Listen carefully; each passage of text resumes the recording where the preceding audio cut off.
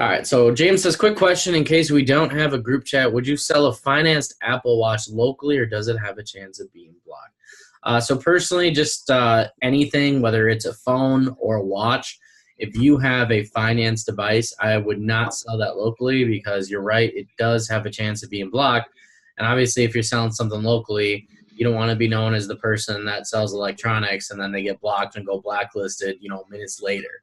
So finance stuff is kind of it's kind of a catch-22 because sometimes it gets blocked, sometimes it doesn't. It kind of depends on what the company does. Now, I'll say this for sure, Sprint and T-Mobile, anytime you buy a finance device from them, they always get blacklisted within 1 month to 3 months. That's pretty much guaranteed, where Verizon seems to be a little more lenient on it. And then also AT&T is very lenient on blacklisting. AT&T, it seems like you could use a finance device for over a year. And I know this because I actually used one once. I bought a AT&T phone that still had a balance on it from a customer. I took it to Straight Talk and I used it for over a year. And it never got blacklisted or anything. It was always just clean, but you could either use it on Straight Talk or AT&T. While we're talking about this, just a heads up, if you ever buy a financed AT&T phone, any AT&T phone can be used on Straight Talk AT&T. So you don't need to have it unlocked or anything like that. But yeah, definitely local stuff. I wouldn't sell finance phones. It's just you don't really want to take the risk. And if you were to take the risk, I would bet it on an AT&T phone, definitely not a Sprint or T-Mobile, just because they always get blocked. So hope that helps you out, James. Any questions, Charlie, since you're kind of newer getting back into it, or how have things been going? Have you gotten any deals yet? I'm supposed to pick up an iPhone X and an iPhone XR tomorrow. So that was from nice. a Facebook posting Facebook Marketplace I had put up there. So Nice. Yeah, that's good. Another thing you could do, actually, you're in Minnesota, you said, right? yeah. I'll show you a group that I'm a part of. Maybe this will help you out a little bit. Maybe not. Let me see. I think that I don't know if I'm in it on this Facebook. I know on my other one I am, though. Let's see here. Let me log out of my Facebook quick. I've got my business Facebook where you guys have all got me, and then I've got a personal Facebook where it's just for like friends, family, like people locally, and nobody really online. But I'm going to show you this group, and it's a big thing in Minnesota. Have you joined the Minnesota Electronic Exchange yet? No, I haven't. I ain't even. Okay. I will actually, I can, here, I'll friend request you on my personal Facebook and I'll actually invite it to you. But I do want to share this. I'm going to just share my screen quick just to kind of show everybody, since we're talking about Facebook groups here. One thing that you guys always want to keep an eye on is keep an eye on your local Facebook groups, because you can get a lot of leads just from Facebook groups. So right here, this is Minnesota Electronic Exchange. As you can see, this guy, it looks like he's actually looking for phones that are broken, looking to buy them. So somebody else is already in there. But there's 25,623 members in this group, and this group is pretty big in Minnesota. It's very active. There's a gaming PC posted, iPhone 6s 37 minutes ago, another electronic, iPhone 7, Galaxy S8, iPhone 6 Plus, MacBook Pro, yada, yada, yada. So as you can see, there's a lot of people posting stuff in here. You can either get leads from posting in here, or you can potentially message people and try and lowball them and get deals on stuff also, just because there's so many people posting. Welcome, Jeff. So Facebook groups are something that you guys want to keep in mind, just because they are always adding new members. There's always new posts going on. And then on top of that, the other nice thing about Facebook groups is you never know when somebody's going to make a new one and it's going to kind of blow up. So you want to actively be searching in the search bar. I would actively be searching like electronic exchange, buy and selling groups. You always want to be a part of as many buy and sell groups as you can, just because of the fact that it gives you the opportunity to, continue to post the same ad, and you're not going to get spammed or banned for spamming because you're posting in a different group, not posting in the same group, 15 times in one day. So, but yeah, Charlie, I will definitely, I'll add you on this Facebook, and I'll definitely get you in that group unless you I actually just added myself. Okay. Yeah, perfect. But yeah, guys, Facebook groups are big. Another thing you guys can do too, just to chat quick about leads is, I'll share my screen again with you guys. I want to actually show you guys a for sale group that I actually started 2 years ago. And this group isn't electronics solely, but I basically started it, and it's got 22,000 members. I'll show you guys my little group here. Let's see here. Let me share my screen. So this is my group. I started it locally, and I am the only admin in this entire group, which means I can post as many times as I want. So when I got something to sell locally, boom, I sell it almost instantly. The only sucky thing is being the only admin. I get tons of people wanting to join my group every day, and for whatever reason, Facebook and members report so many posts in my group that it's almost impossible to keep up on. As you can see, 161 people want to join this group, 424 member reported content in this group, and then Facebook, of course, also flags some content that might go against their community standards, and I have to review that also. So that's really annoying. But anyways, the point being, there's 22,337 members in my group, and what I advise everybody to do if you're newer into flipping, make a local buying and reselling group, or make some kind of local group where you can spam your I pay cash for smartphone advertisements. Because if you are the only admin in your own group, you can spam that as many times as you want. Facebook doesn't do anything, and obviously there aren't other admins out there who are going to ban you. So just kind of wanted to share this little thing with you guys and just show you. So it's kind of interesting. Obviously, I click on here. I can approve all of these people. There's so many of them, but the nice thing is Facebook actually has an approve all button. So you just hit approve all, and then it adds all 161 members to the group. The only thing that you sucks, have that set as public or closed, Luke? it's a public group. That's a good question. Make sure when you guys make a local reselling group, you always want it to public. And the reason being is when it's set to public, anyone can find the group, see who's in it and what they post. You want people to see it, check out some of the posts, they get interested, and then they click join. Now, the only thing that sucks about having a Facebook group is, like I said, all this member-reported content, it's really annoying because, see, a lot of people report posts like this, and this might be a spammy post, and I agree, I'm probably going to delete that. But what's annoying is legitimate people will post looking for aftermarket exhaust for my quad or four-wheeler, and somebody reported this. There's nothing wrong with this ad. The person's looking for an aftermarket exhaust. I'm going to keep that. But basically my recommendation, it looks like the person must have already deleted it anyways. But in my experience, I don't really go through any of this because I just plain don't have the time. And I don't think you guys should waste the time either in your local groups. Do not go through every single post and check it and spam it, etc. Just because of the fact that it's just too much time. It's just too much work, and Facebook will kind of sort things for you anyways. So it's not really a big deal. It doesn't really, I don't know, help or prevent anything. The only thing that sometimes I do go through if I'm scrolling, if it's like a scam warning post, I will keep these posts because I don't want people in my group getting scammed. Like this one says, warning, and it's actually got the first and last name of this guy. Warning, Ralph Harriman is attempting to scam individuals in the area. This individual has been carpeting the Eau Claire sales sites attempting to fraudulently sell real estate. He has been reported to law enforcement. Okay, so this is bad. So this guy, somebody made a post. He's posing as a real estate owner, takes pictures, and then pretends to do a fake land contract, gets your money, and then he's gone. So that's terrible. I'm going to keep that in my group because I don't want anybody else getting scammed. As the admin, it's my job to look out for people. So anyways, that being said, this is just kind of an idea for you guys. If you want to grow leads, if you want to grow your business, I recommend starting a Facebook group as soon as possible. So that being said, how's everybody's phone flipping week went? Jeff, James, George, how is everybody's week been going? You got a microphone, Jeff? Jeff?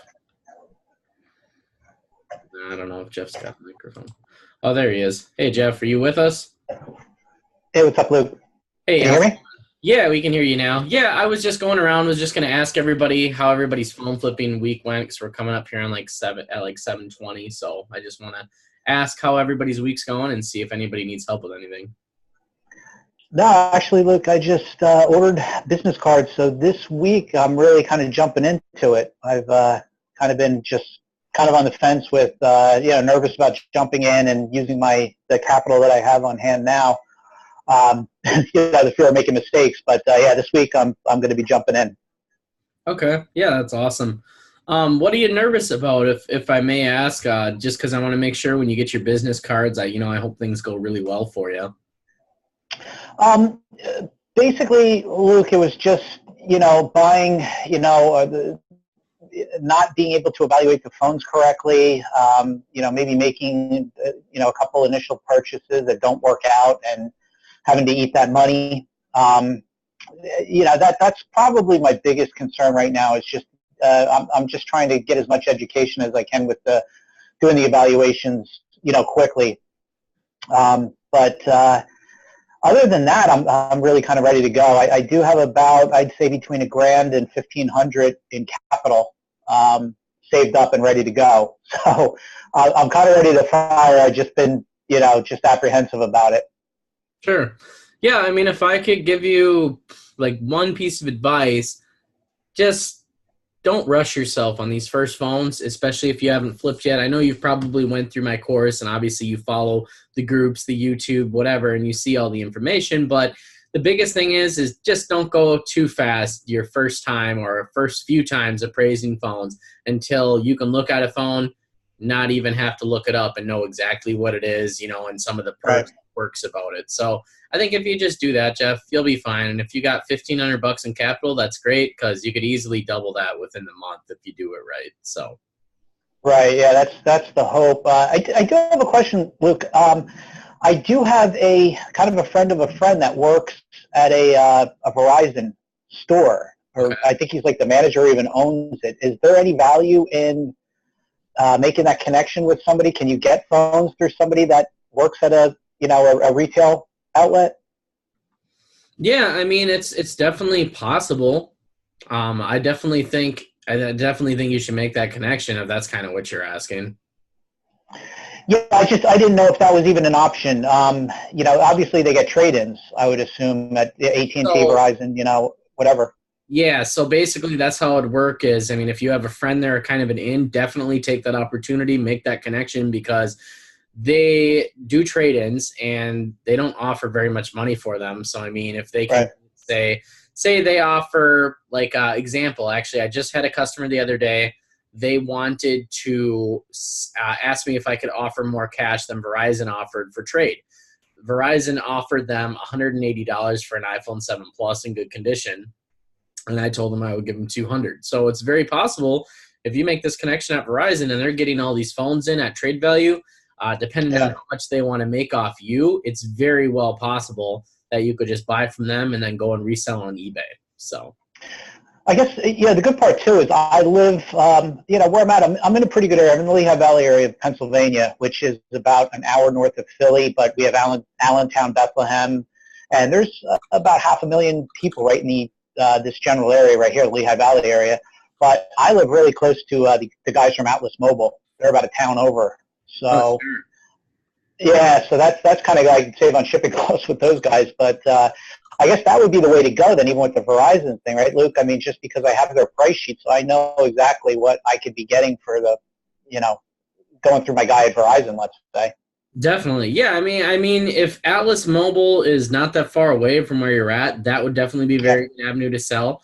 I'm sure they would be willing to meet up in person too, so you could definitely get cash for your devices, which is a huge plus.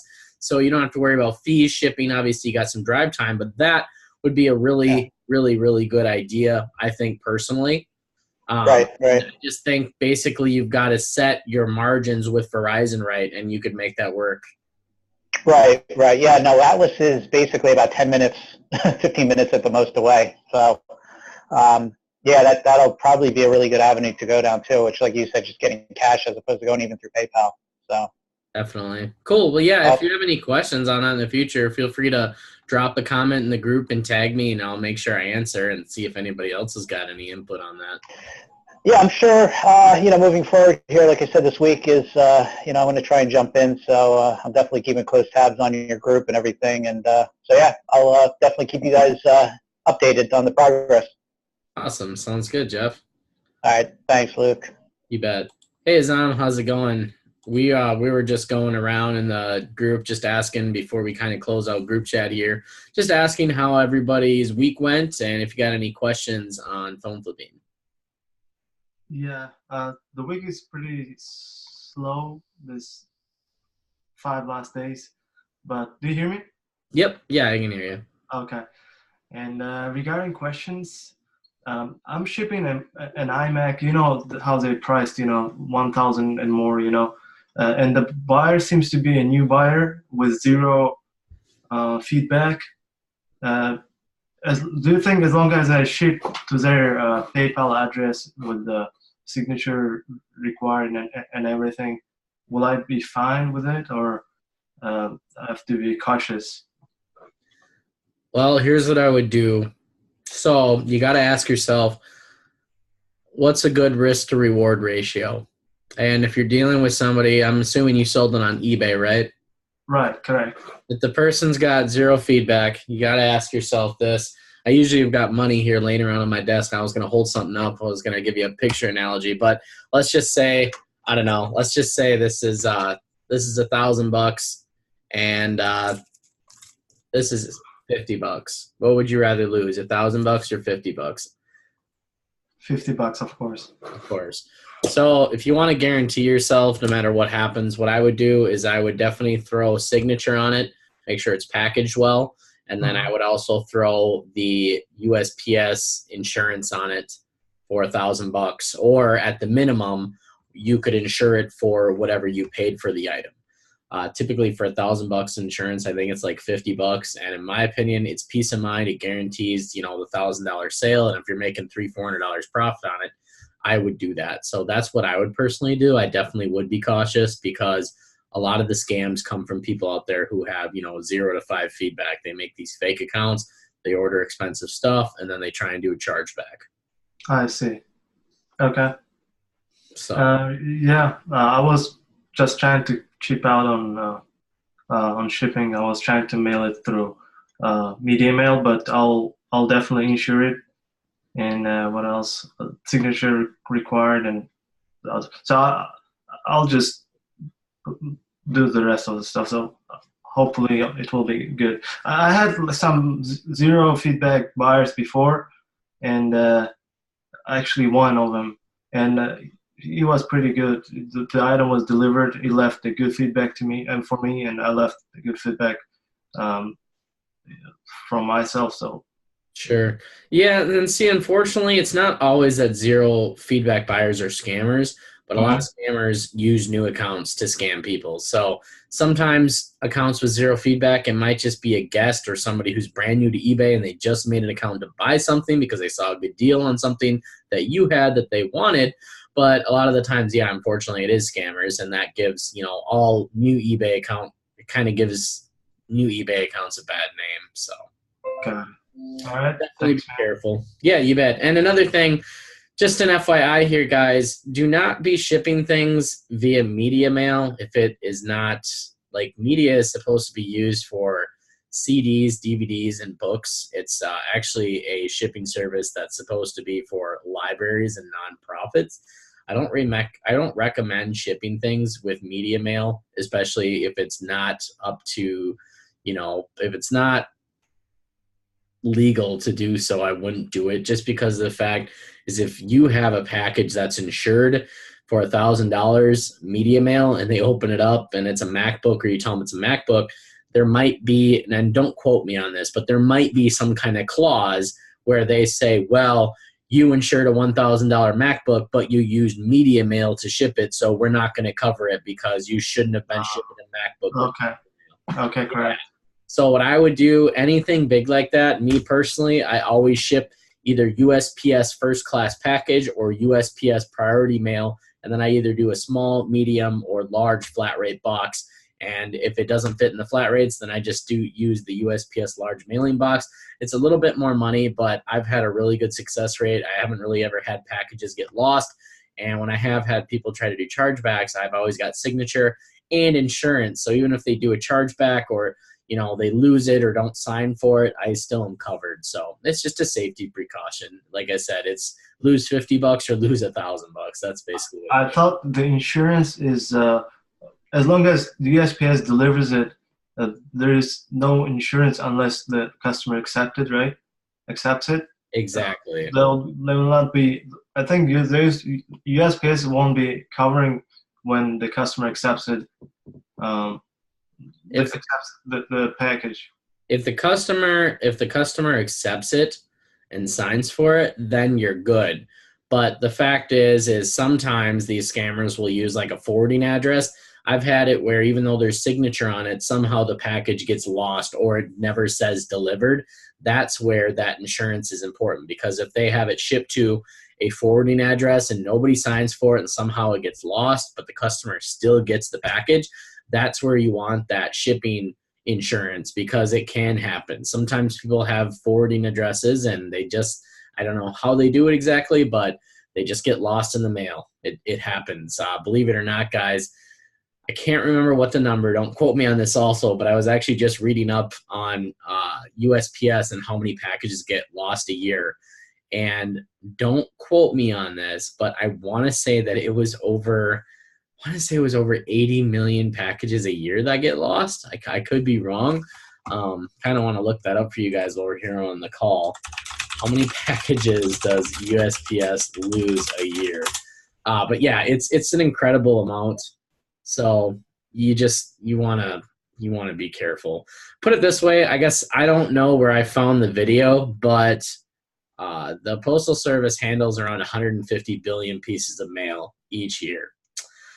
So, and it says FedEx and UPS handle a little over 6 billion packages. So that being said, definitely you guys are going to want to insure your packages. So, because they can get lost, you know, it doesn't happen all the time. It's like 1 in 100, but it could be that one big one, you know? Yeah, exactly. So. Okay. Thanks, man. Appreciate it. Yeah, of course. Yeah, just be careful. That being said, guys, unless anybody else has any dire questions, we will probably conclude tonight's group chat. It's about 7:30. So we talked about finance phones tonight, and then leads and getting started, and eBay return and shipping questions. So I hope everybody enjoyed the group chat tonight. Thanks for coming out, and we will do another one next Sunday at 7 p.m. Central Time. I'll see you guys later. Thanks for coming out.